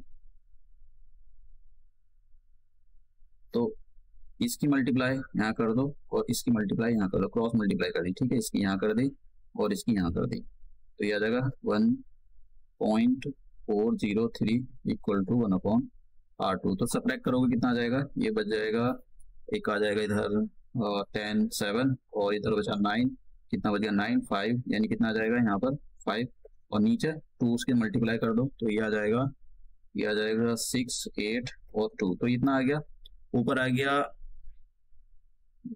तो ऊपर कितना आ गया 0.597 अपॉन, नीचे आ गया 2.806 इक्वल टू 1/R2। डेसिमल से डेसिमल हट गया तो कितना आ गया 597 अपॉन 2R, ये 1/R2। क्रॉस मल्टीप्लाई कर लो, तो R2 multiply 597 is equal to 2806। थोड़ा हाथ तेज चलना चाहिए कि इस टाइप के क्वेश्चन में, तो हमारे पास कितना आ जाएगा। मैं ये सब ऐसा चिंती चोरी वाला काम इसलिए बताऊं जो नॉन साइंस के बैकग्राउंड के बच्चे हैं उनके लिए। तो इसका मतलब क्या हो गया 5 9। अब आपको लग रहा हो कोई उसमें ऐसा क्वेश्चन दिया होगा कि इसको हम डिवाइड कर सकते हैं आसानी से, बहुत मुश्किल है ये, तो आप 4 से इसको डिवाइड करो, तो 4 के अबाउट में जाएगा 520, हाँ तो 4 जाएगा, 5 तो वाला ऑप्शन भी नहीं दे रखा वैसे इसमें, तो कितना करोगे, तो ये आ जाएगा 4 टाइम्स चला जाएगा, तो 2388, ठीक है, माइनस कर दो तो ये कितना आ जाएगा, यहाँ पर आ जाएगा 8 और कितना बच गया, ये बच जाएगा यहाँ पर 1 और 4 1, तो एक डेसिमल लगा लो और यहाँ पर 0 लगा लो, तो अब ये सॉरी 2 बार लिखा गया है यहाँ पर, तो ये आ जाएगा 1, तो ये आ गया। अब एक काम करो, कितने टाइम जाएगा, इसको हटाओ, डेसिमल लगा दिया तो एक 7 से और कर लो, तो कितना जाएगा 41 एंड 69, तो हमारे पास 47 पॉइंट समथिंग कुछ आ गया, यानी R2 की वैल्यू जो है 47 पॉइंट ओम आ गई। तो देखो कौन सा आंसर है, तो हाँ डी आंसर है इसका, समझ गए आप। तो ऐसे जो बच्चे सोच सोच जाते हैं कि भाई ये न्यूमेरिकल भी नहीं देंगे, न्यूमेरिकल वाले भी मतलब ये जो है बच्चों का खून पीने में लगे हुए हैं। डायनोमो क्या करता है, मैंने बताया था आपको, आपने उस साइकिल में पैडल मारे, पैडल को क्या करेगा, वो आपको रोशनी जला के दिखाई देगा, तो मतलब वो क्या कर रहा है, आपकी मैकेनिकल एनर्जी को वो इलेक्ट्रिकल एनर्जी में कन्वर्ट कर रहा है, तो आंसर जो हो जाएगा सी, ठीक है। डायनोमो के बारे में पूछा, डायनोमो काफी सारे क्वेश्चन पूछे, कभी आप सोच रहे हो ये बहुत पुराना क्वेश्चन है, 2023 में क्वेश्चन पूछा है, मैंने सॉल्व कराए थे जब मैं आपको डिवाइसेस सॉल्व करा था। Turbine and the dynamos are use to convert which energy to the electrical energy, तो ये बताओ ये जो टरबाइन और डायनामो होते हैं ये किस टाइप की एनर्जी को कन्वर्ट करते हैं। तो वो क्या काम करते हैं, जैसे डायनामो आप पैर मारोगे, जो टरबाइन होते हैं घूमते रहते हैं ऐसे, वो पंखड़ियां बड़ी बड़ी, तो वो क्या करते हैं, वो मैकेनिकल एनर्जी को इलेक्ट्रिकल एनर्जी में कन्वर्ट कर देते हैं। ऐसे पहिया लगा रहता है ना उनमें चारों तरफ, ऐसे पंखड़े से लगे रहते हैं, तो जब पानी गिरता है तो ये घूमना शुरू करते हैं, तो पानी ऊपर से नीचे गिर रहा है तो वो मैकेनिकल एनर्जी है, तो मैकेनिकल एनर्जी को जो है ये इलेक्ट्रिकल एनर्जी में कन्वर्ट करते हैं, तो आंसर जो हो जाएगा इसका सी। नेक्स्ट क्वेश्चन, ये काफी अच्छा क्वेश्चन है, इसको ट्राई करो। तो नेक्स्ट क्वेश्चन हमारे पास, when electrical energy is converted into motion, तो ये कह रहा है कि जब इलेक्ट्रिकल एनर्जी मोशन में कन्वर्ट की जाती है, ठीक है, तो देर इज नो लॉस या देर इज लॉस ऑफ 50%, ठीक है। मान लो कि आपने वो जनरेटर स्टार्ट करा दिया, जनरेटर का एग्जांपल ही लेते कि आपने कोई भी जैसे मान लो आपने मोटर चला दी, जो मोटर होती है इलेक्ट्रिक मोटर, तो उसमें इलेक्ट्रिक एनर्जी आपने दे दी, इलेक्ट्रिक एनर्जी देने के बाद वो मोटर जो है घूमना शुरू कर देती है। तो जब उसमें मोशन आ गया, तो ये बताओ जो मोशन आ चुका है उसमें, मोटर का जो पहिया है घूमना शुरू हो गया, तो कह रहा है कि when electrical energy is converted into the motion, तो क्या कह रहा है, देयर इज, यहाँ पर ये कह रहा है कि क्या there is no heat loss, क्या उसमें कोई हीट का लॉस नहीं होता है, there is no heat loss, इसमें हीट का कोई लॉस नहीं होता है, क्या ये बात ठीक है, या 50% लॉस होता है, या 30% होता है, या 80% होता है। देखिए उसमें हीट का कोई लॉस नहीं होता, पहिया घूमना शुरू कर दिया, ठीक है, तो वो पूरी की पूरी एनर्जी जो है कन्वर्ट हो रही है, there is no heat loss, तो यहाँ पर ये जो है और ए आंसर है इसका। बात करते हैं इन इलेक्ट्रिक मोटर, 2018 में पूछा गया क्वेश्चन है, इलेक्ट्रिक मोटर करती क्या है। तो इलेक्ट्रिक मोटर ऐसे सोचो कि आपने अपने कपड़े धोने हैं और आपने वॉशिंग मशीन में डाल दिया, उसमें इलेक्ट्रिक मोटर लगी हुई, तो वो क्या करेगी, वो आपने बटन दबाया तो इलेक्ट्रिकल एनर्जी को किसमें कन्वर्ट करेगी, वो ऐसे उसका पहिया चारों तरफ घूम घूम घूम घूम करके आपके कपड़े साफ करेगा, मतलब वो मैकेनिकल एनर्जी में कन्वर्ट कर रही। तो इसका जो आंसर हो जाएगा electrical energy is converted into the mechanical energy. तो इस टाइप के क्वेश्चन भी पूछे गए, मैकेनिकल एनर्जी नहीं होती है उसमें, ये तो आंसर हो जाएगा सी। तो इस टाइप के क्वेश्चन मैं आपको दिखाता जा रहा हूँ मैं। फ्राइडे कांस्टेंट देखिए, अब ये इतने सारे कांस्टेंट है, अगर आपसे क्वेश्चन सॉल्व नहीं हो रहा है, स्किप नहीं हो रहा है, ये फ्राइडे कांस्टेंट एक यूनिवर्सल कांस्टेंट है, बस इसी का आंसर ये था, मैंने इसके बारे में यहाँ पर थोड़ा लिख दिया है, देख लेना। अगर ऐसे इस टाइप देखो क्वेश्चन बहुत सारे हैं, ऐसे नहीं कि कोई फ्राइडे ये वाला कांस्टेंट कोई वो है, बहुत सारे कांस्टेंट होते हैं, तो उसके बारे में भी पढ़ना होता है। जैसे यूनिवर्सल ग्रेविटेशनल कांस्टेंट था, तो बहुत सारे कांस्टेंट होते हैं। अब ये पता नहीं, ये आपको 10th क्लास की बुक में तो बिल्कुल भी नहीं मिलेगा, आपको 12th क्लास की बुक में मतलब हायर क्लास के पढ़ने पलटने पड़ते जब भी मिलता है। तो साइंस वालों को इसलिए थोड़ी सी ज़्यादा एक एज भी मिल जाती है, क्योंकि वो साइंस पढ़ कर आते हैं, तो ऐसे अगर अनाप शनाप क्वेश्चन आते हैं तो वो करके उसको सॉल्व कर लेते हैं, लेकिन ये क्वेश्चन थोड़ा सा मुश्किल है, तो मैंने इसका आंसर बता दिया। और ऐसे क्वेश्चन अगर आपको सॉल्व नहीं हो रहा है तो ऐसे डरने की जरूरत नहीं है कि भाई, क्योंकि ये जो है ही क्वेश्चन अजीब सा है। अजीब से क्या है, मतलब आउट ऑफ सिलेबस बोलो या जो भी कुछ बोलो, इस टाइप के बहुत सारे क्वेश्चन है, तो मैं यहाँ पर कोई टाइम एनर्जी खराब नहीं करना चाहता हूँ, बहुत सारे क्वेश्चन मिल जाएंगे आपको। जैसे मैंने वो करंट डेंसिटी वाला बताया, तो उसमें कोई ऐसा एनर्जी खराब करने की जरूरत नहीं, मैंने यहाँ पढ़ लेना एक बार इसको क्या चीज है क्या नहीं। अब बात करते हैं यहाँ, which of the following metal is used as filament in the lighting bulb. तो जो बल्ब मैंने आपको दिखाया था उसमें क्या टंगस्टन यूज करते हैं वो, तो उसके बारे में आपको बताना चाहिए। The principle of the fuse, आपने देखा होगा कि यहाँ पर जो फ्यूज वायर लगा हुआ है, जैसे मान लो इलेक्ट्रिसिटी ज्यादा आई तो वो वायर फ्यूज हो जाएगा, तो उसको मतलब वो किस प्रिंसिपल पर काम करता है? देखो वो इस प्रिंसिपल पर काम करता है, अगर इलेक्ट्रिसिटी ज्यादा आ रही है तो सिंपल सी बात है हीट भी ज्यादा, मतलब उसका एक टेम्परेचर होता है फ्यूज वायर का। जैसे मान लो ये इलेक्ट्रिसिटी आ रही है तो यहाँ पर फ्यूज वायर लगा दिया बीच में ये पतला सा, और फिर यहाँ से इलेक्ट्रिसिटी फ्लो करेगी। तो इसको इस वायर को ऐसे टेम्परेचर पर मेंटेन किया जाता है कि अगर इससे ज्यादा टेम्परेचर इसका गया तो समझ लो ये फट जाएगा और फिर आगे इलेक्ट्रिसिटी नहीं जाने देगा। तो इसको मेंटेन करेगा मान लो 220 वोल्ट पर मेंटेन करेगा कि 220 वोल्ट से अगर ज्यादा की पोटेंशियल डिफरेंस आ गया तो समझ लो ये धड़ाक हो जाएगा, फट जाएगा, तो फिर आगे इलेक्ट्रिसिटी बंद। तो ये सेफ्टी पर्पज के लिए हो, तो ये किस पर काम किया जाता है? हीटिंग इफेक्ट पर। ये करंट आ रहा है तो वो गर्म करेगा मतलब अगर इसका टेम्परेचर मान लो एक टेम्परेचर सेट कर दिया कि भाई इसका टेम्परेचर जो है, मान लो हमने टेम्परेचर सेट कर दिया कि भाई ये जो अगर 30 डिग्री से ऊपर चला गया ना तो फट जाएगा। 30 डिग्री तो मैंने ज्यादा बोल दिया, चलो ठीक है कुछ भी ले लेते हैं, मान लो 20 डिग्री 20 ले लेते हैं, 20 डिग्री से ऊपर गया ये फट जाएगा। तो ये कभी 20 डिग्री से ऊपर जाएगा नहीं और ना ये फटेगा, तो आपके घर में इलेक्ट्रिसिटी आती रहेगी, जैसी ज्यादा इलेक्ट्रिसिटी आती है तो फट जाएगा और आपका, तो मतलब किस प्रिंसिपल पर काम कर रहा है? Heating effect of the electricity. तो आंसर हो गया यहाँ पर C. Next question, how does the white light produce in the tube. अब इसका ये अतरंगी टाइप का क्वेश्चन है, कैसे किया जाता है? देखो बहुत ही ऑक्सीलेशन ऑफ द मॉलिक्यूल के थ्रू किया जाता है।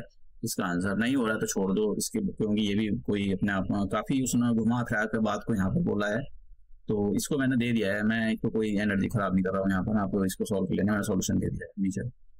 Characteristic of the super conductor, देखो ऐसे क्वेश्चन बहुत सारे जो मैंने पीछे छुड़वाए हैं, ऐसा नहीं कि ये कोई, चलो ठीक है। Characteristics of the super computer, super computer की कैरेक्टरिस्टिक क्या होती है कि जीरो परमिएबिलिटी, लो परमिएबिलिटी, हाई परमिएबिलिटी और इनफाइनाइट परमिएबिलिटी। तो इसका मतलब क्या हो गया? परमिएबिलिटी का मतलब होता है कि वो आसानी से जो है उसमें जा सकता है। तो सुपर कंडक्टर की जो परमिएबिलिटी का मतलब उसका जीरो रेसिस्टेंस होता है। तो जब जीरो रेसिस्टेंस होगा तो मतलब परमिएबिलिटी कैसी होगी? मैंने आपको अभी क्वेश्चन नीचे वो जब मैं इसके बारे में सुपर कंडक्टर के बारे में बता रहा था तो मैंने आपको उसके बारे में बताया था कि अगर ये इनका कुछ जो सुपर कंडक्टर होते हैं इनको पर्टिकुलर टेम्परेचर पर अगर सेट कर दिया जाए तो उसके अंदर कोई भी रेसिस्टेंस नहीं होता है, समझे आप? तो ये इसी लॉजिक पर ये क्वेश्चन बना हुआ है। तो नेक्स्ट क्वेश्चन, अब ये 2020 में पूछा गया क्वेश्चन है, on heating the resistance of a semiconductor. देखो मैंने आपको बताया था कि जब मैं आपको सेमीकंडक्टर बता रहा था तो टेम्परेचर के बढ़ाने से उनकी जो कंडक्टिविटी वो बढ़ जाती है। तो उसका क्या मतलब हुआ? अगर आपने सेमीकंडक्टर का टेम्परेचर बढ़ा दिया तो उनकी कंडक्टिविटी बढ़ जाती है। तो इसका क्या मतलब होता है? इसका मतलब ये होता है कि उनका रेसिस्टेंस कम हो जाता है। तो यहाँ यही कह रहा है, on heating the resistance of a semiconductor decrease, समझ गया? तो जैसे उनका हीट बढ़ेगी, उनका जो सेमीकंडक्टर का रेसिस्टेंस कम हो जाएगा, कम होने के बाद तो मतलब जो भी उसके अंदर फ्लो करने वाली चीजें इलेक्ट्रॉन या होल वो आसानी से फ्लो कर पाएगी।